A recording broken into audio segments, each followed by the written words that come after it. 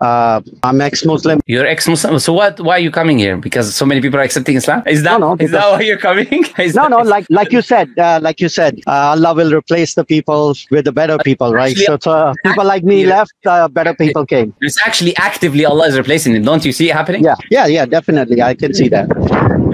It's actively happening. It's not even, absolutely. I see you're very, very excited about it, and I love it that you're very excited about it. That's awesome. Happy for people accepting the truth every day. No, it is definitely, because I see a lot of the Christian channels and the Hindu channels also. They do a lot of dawah type of things, and they get very excited when people change their religion to that religion. Well, I don't know. When it comes to numbers, there is no other religion. Christianity, of course. It is the biggest religion people are leaving according to stats. So you cannot compare that. Hinduism, there is no growth rate because they don't evangelize anyways. There's nothing that can be compared. So to try to I'm not gonna argue with you on that point. That's not even. But this is a fact. This is a fact. Sure. An argument. Stats don't lie. It's numbers. It's not even something I'm making up. Okay, no problem. I just had a question. I waited a long time, but now the time is very low, less because you have a lot of people. So I just wanted to know: do you do this every week, or do you do this like on a fixed day, or because I wanted to see if I can come and talk, but it depends. It's always in Friday. Do you announce it beforehand, like one day before? No. Usually Friday, Saturday, Sunday, something like that. In the evening. It just depends. Look, I'm a person as well. I have a life. I have. No, I get it. That's why I was like excited to talk to you in the sense because I saw some of your videos, and you're a very good debater, and you got a very good grasp on logic, science, and philosophy. So it's a very nice thing to talk to somebody like you who has like a good understanding for a lot of different things. Okay. Can we establish one thing though, is that we don't interrupt one another, or I will have to remove you. Okay. So if you interrupt me also, then I can call you out and say that please don't interrupt me. If I interrupt you, remind me that I'm interrupting you, and then I will be fair with you. I'm not going to interrupt. So perfect. The thing is this: you said you're an ex-Muslim, yeah? So can you tell me how many rak'ahs are in Surah Fatiha? Rak'ahs in Surah Fatiha? What do you mean? How many rak'ahs is the rak'ahs in Surah Fatiha? Yes, how many? Rak'ahs are in namaz, not in surahs. So rak'at is not in surahs? No. Rakat. How many rakat? Like 4 rakat, 5 rakat. That's in salah, not in surah. What are you talking about? So you're saying there's no rakat in Surah Fatiha? Yeah, no, rakat. You're talking ayats or rakats?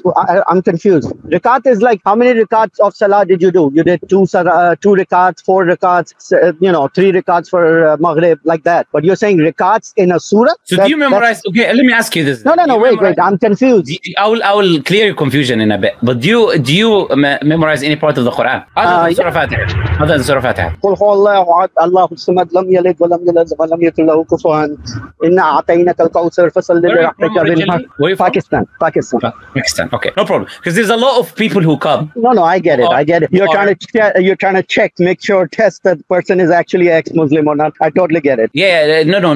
You need to understand why. Because today is a business. To claim, they make a channel, they claim their ex this, and they start making the whole channel about Islam, and then they make money and they ask people to donate for them so they can. It's a business basically. I left Islam and support me because I'm persecuted. So when you said you don't want to show your face, I usually don't allow this, by the way, but I'm allowing you to do it. What do you want to talk about? As I said, you got your chance now. No, I just wanted to see.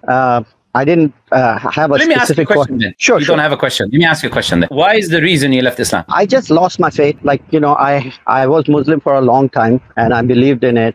But there's a lot of things that there were questioning in my mind. And then I started studying a little bit more about different things, different religions, different theologies, philosophy, science, blah, blah, blah, history, all sorts of things. And the more I studied about other things, the less the explanations that the Muslim scholars were giving made sense. Like the more I studied about other things, the less the explanation, the way they were explaining things made sense. It seemed more like it's like very biased answers in the sense like you're picking and choosing what type of information you're going to accept, and then you're going to use that information as a positive. But then if something goes against it, you're not going to give that much credence. I just lost my faith over a period of time. Finally, okay.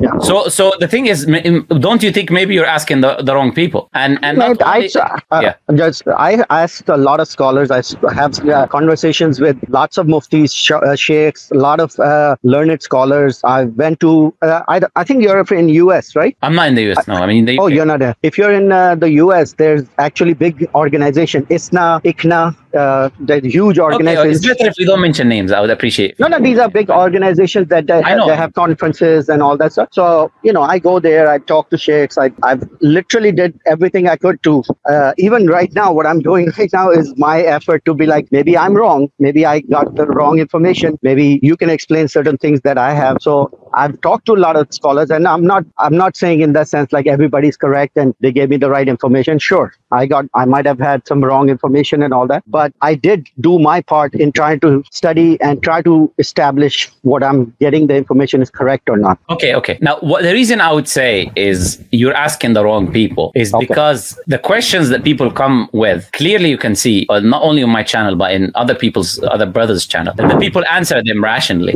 to people who are not even Muslims, which would mean that there is no bias there. Those people who are not Muslims, they accept these questions, the answers to be rational answers, which shows that there's not an issue of being biased when you're given the answers, so that the answers are biased, because there are people who are non-Muslim listening to those answers and accepting those answers to be rational and consistent. The bias could be in you of not accepting some of these answers. I do not know what the questions are. I'm giving an example. The bias could be sometimes in you not accepting something for an emotional reason, while the answer is still a rational, perfectly acceptable reason for someone who is objective, like someone who's not Muslim. So they might accept it while you might not accept it. But this is a problem, could be from you coming from an emotional perspective. That's a possibility. I do not know. Point is, you said you spoke to them, this and that. That's why you can ask your question and then we can see. But I want to ask this first. Can you put your hand and pinpoint, this is why I left Islam? Because no, people, they come, they click. That's the thing. People who come and say, I thought you asked me a question. That's why I was going to answer. Oh, no problem. Yeah, I just going to add one thing on it. I was just going to say, people always who come and left Islam and ask this question, they don't have an answer for it, which for me, unfortunately, is a sign of insincerity. Because if someone pinpoints a problem, I can solve it. But if there is no problem that can be pinpointed, how can you fix something that you cannot even identify? Do you know what I'm trying to say? But I'll let you say what you want to say now. Yeah, go ahead. Yeah, that's a very good point. That if you pinpoint what the issue was, then you can actually work on that issue. And if you can't tell them what the issue is, then how will you help it? I can totally get it. Like going to a doctor, I say I have pain, and they say, "Where's the pain?" I was like, "I don't know. I have pain," and the doctor can't help you. I totally get it. But the issue is, like, a lot of time when you lose faith in a religion, it's never one single thing. Maybe for some people, traumatic experience, all of a sudden something happened and they left because of that. I can understand those people. But a lot of people, I understand, leave the religion. It's not because of one specific issue. It's a multiple of issues over a period of time that adds up as a cumulative case. And that's what basically makes it. Yeah, okay. Let me ask this then. What would bring you back to Islam? Let me ask a different question now, yeah? So I'll ask you differently, yeah? Because, there's many reasons to leave. Okay, what would be the turning point for you to come back to Islam? Or you've determined that you're not going to come back to Islam? No, I've not determined that. Of course, that would be insincere. If the truth is revealed in front of you, then you would be stupid not to accept it, Okay. And of course, I understand that. And that's a very difficult question to say, what would bring you back to a religion, right? Were you listening to the stream earlier? I listened to this stream because I was waiting in the back stage. So I listened to... You heard when I was talking to the person when I showed him... Sure. The prophecy. Sure. But do you understand, like that person, what's his name, the American, the Christian person who became Muslim and all that, the things that you told him, the prophecies of the Prophet and the Burj Khalifa and all that. I mean, for a person who hasn't heard these ever before, they sound very impressive. For people, just let me finish. I understand you want to respond to it right away, but, just be patient to listen to the other person also. I understand to them when you tell them that right off the bat, like, Muhammad said something about India and Islam is going to go in Pakistan, in Egypt. You have a very good fast way of explaining these things, and it sounds very impressive to them. But for people who have been in Islam and have literally heard all of these all their lives and actually listen to the counterpoints for it also, it doesn't seem that impressive. So I understand. I heard the whole stream, this prophecy for this and the Romans and the Persian prophecy. I've heard all of these prophecies and all that, and I've heard the counterpoints to it also. So you have to understand, when you're telling them that these are the prophecies, they don't know what the counterpoints for these arguments are. Okay.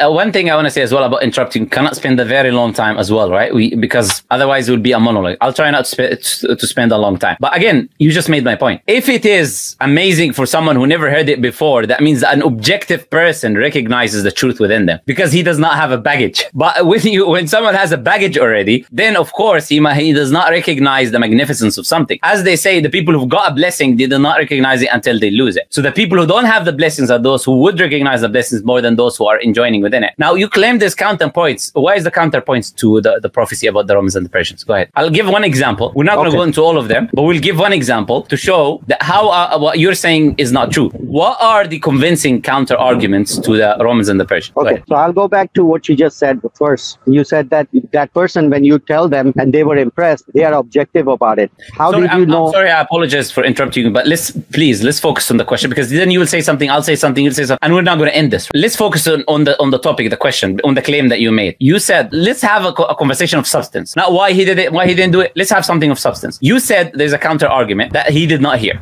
This was your argument initially. That's why let's focus on that. Why is the counter argument for the Roman and Persians and the prophecy of Prophet Muhammad? Now, can I answer? Please, yeah, of course. Okay. Now, I didn't say you cannot. I just see, did question. No. Yeah. What I was trying to explain is you cannot make certain statements and then you jump to your question.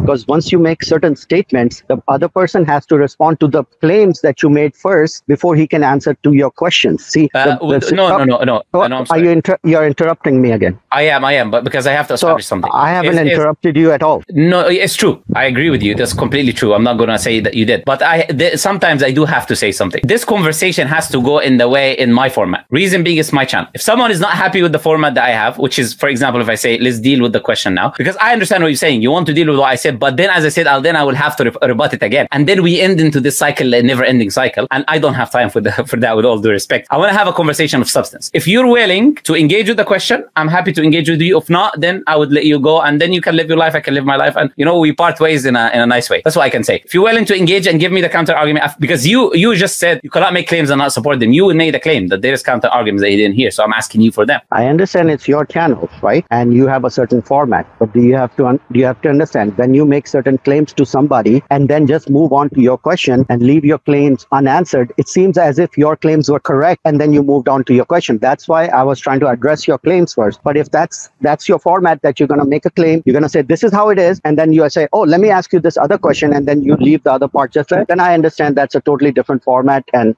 we can part ways at a very nice, cordial way. I really had a fun talking to you, because it's not about you don't have argument. No, I have, but I don't want to argue with you on that way in this type of format that you have. Because you're saying that you can say whatever you want, but the other person has limits on what they can. They have to say it according to how you say it, but you are allowed to say whatever you want, make certain claims, and not be challenged on your claim. But then you'll jump onto the question, and then you want the other person to answer that question that you asked, and leave all of your claims that you made on the table. That's not how it is. I'll give you a chance now to establish the claim that you made, that there are counter arguments that he did not hear. No, that's not the claim. My claim was... You didn't say that. No. That's your question. The second question that you jumped in. My question to you is that, do you have a counter argument to the Roman and Persian prophecy? Yes. Can you explain what the Roman and Persian argument is? The argument is Muhammad... You said you heard it. Yeah, I heard it. I'm just summarizing it. Your argument is, there's a land, Persian and Roman, okay? There's a war. Prophet made a prophecy that they have been defeated, but in a few years, the Persian will be the one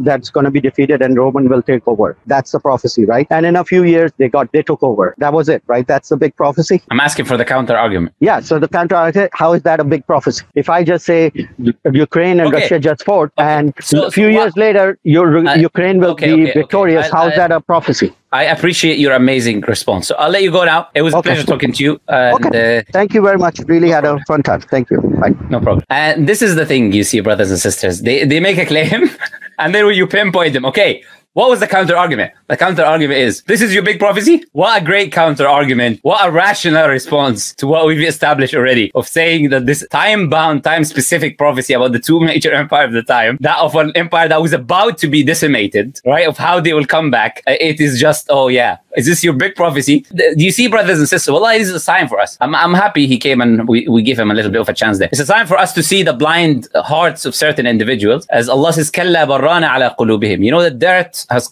covered their hearts. They don't see the truth, from the sins, the amount of sins that they do in their lives. So, subhanAllah, is like, if we show him the sun, like this sincere brother who us, may Allah reward him, who heard the prophecy. He's objective. He's coming from a perspective where no one is brainwashing him with nonsense. He's listening as an objective person. Of course, prophecies are clear-cut, amazing. So, of course, he sees the amazingness of these prophecies. And subhanAllah, some people are just blind, and Allah guide us all,